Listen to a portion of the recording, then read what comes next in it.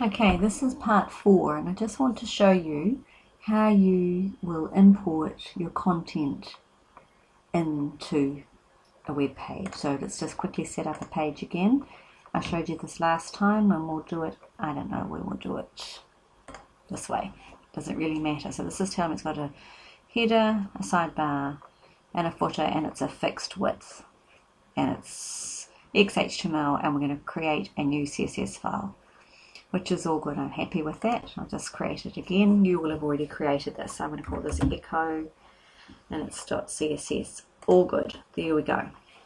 Now, in here, it's got this is a setup template. I'm just going to ignore this now. I'm going to get into design view, so I'm looking at how it looks. I'm going to take out all this content here. I don't need this content. We'll just put out the words that comes with these preset templates. There's nothing in there now, and I'm going to import a Word document. Okay, here's my Word document. Now this is where you'll go out to your text folder and put in the different text or content that your client will have given you or that you may have created in Word. So here is my website content file. I've just clicked on that, and I'm going to make sure that I come in just with text only. Let's do this one here, text with structure, and it will get us the least number of extra codes.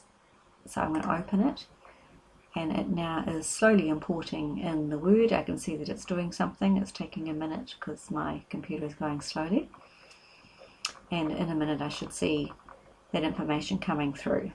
Here it is.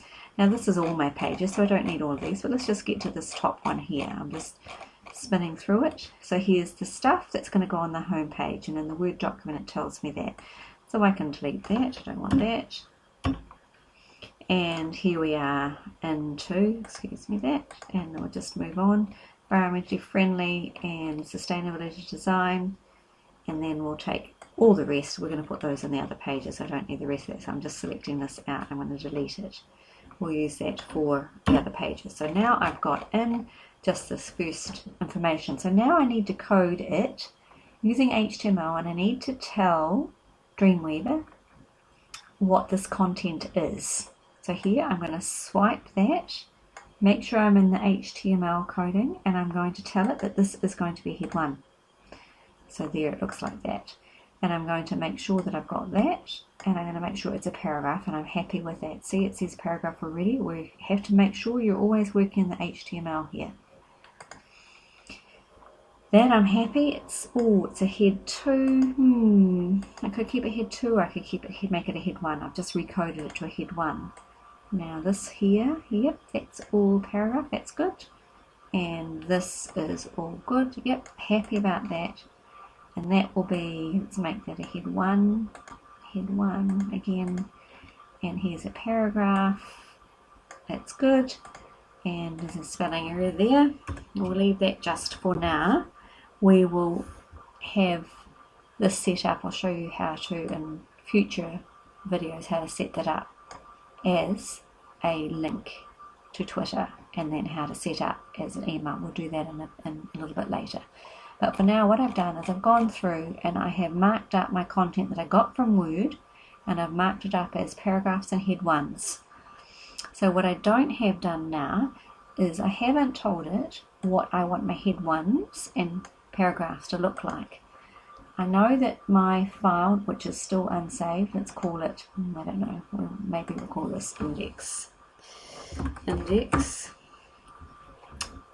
You will, if you have brought in your about content or your contact us, you'll call it a different name, but just for the purposes of naming this, I'm calling it index. So now I can see that I've got index.html set up here. It has the source code, which I can see when I split it up. I can see the source code here, and I can see that it's set up with a CSS. So my source code, if I look here, I can see that yes, it's using that XHTML 1.0 transitional, and I should somehow see there is the link that we are looking for. That's the magic link. It tells me that it's linking to an external style sheet that's called echo.css. You always want to make sure that you're working in the one external style sheet. So that's great. Now I haven't done it. It looks pretty yuck really. If I go back into design view, it doesn't even look lovely. We're not going to worry about this yet. We'll sort that out later. But right now we're just looking at our CSS and how the fonts look. So coming over here on this panel here, the CSS panel, I can actually drop some of these out. I don't need this open. So I've got my CSS panel completely open, and I can drop down. Here are all the different parts of the CSS. Here is where the body information for the body command is controlled. Here's for the unordered lists, ordered lists. Here's for the headings. Here's for any images that are hyperlinks, any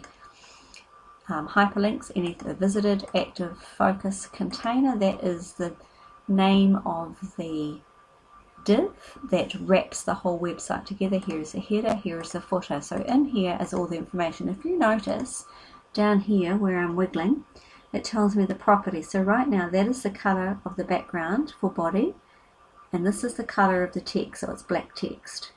So let's say I want to change the color of the text, and I want it to be kind of just, let's pick a nice dark blue. I want to see all the text over here change. So I've been in body and I've changed the property here of the text to this color.